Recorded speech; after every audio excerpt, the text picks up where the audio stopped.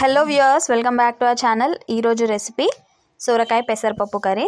చాలా ఈజీగా అయిపోయే ఈ కర్రీ ఎలా చేయాలో చూడండి. ముందుగా స్టవ్ ఆన్ చేసుకొని ప్యాన్ పెట్టుకొని అందులోకి హాఫ్ కప్ ఆయిల్ యాడ్ చేయండి. ఇందులోనే ఆవాలు, జీలకర్ర, ఒక 1 ఆనియన్ని సన్నగా కట్ చేసి ఆనియన్ ఇంకా కొద్దిగా కళ్యామాకు కూడా వేసి ఫ్రై చేయండి. కళ్యామాకు ఆనియన్స్ వేసిన తర్వాత వేయండి. కొంచెం పచ్చిగా ఉంటేనే ఫ్లేవర్ బాగుంటుంది. తర్వాత దీంట్లోకి ఒక మీడియం సైజ్ సొరకాయలో హాఫ్ తీసుకొని దాన్ని చెక్కు తీసి బాగా కడిగి చిన్న ముక్కలుగా కట్ చేసి ఆ ముక్కల్ని కూడా యాడ్ చేసుకొని ఒకసారి బాగా కలుపుకోండి. ఇందులోకి కొద్దిగా పసుపు కూడా వేసి ఒకసారి కలుపుకున్న తర్వాత 15 నిమిషాలు నానబెట్టుకున్న 125 గ్రాముల పెసరపప్పును కూడా వేసి బాగా కలపండి.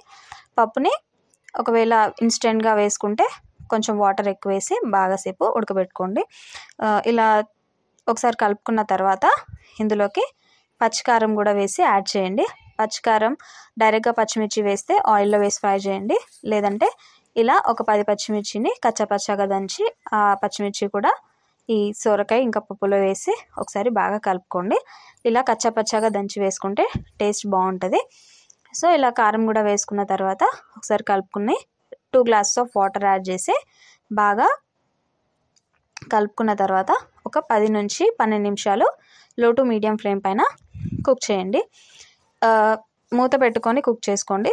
ఇలా ఒక 10 to 15 మినిట్స్ తర్వాత చూస్తే సొరకాయతో పాటు పప్పు కూడా మొత్తం ఉడికిపోయి ఉంటుంది.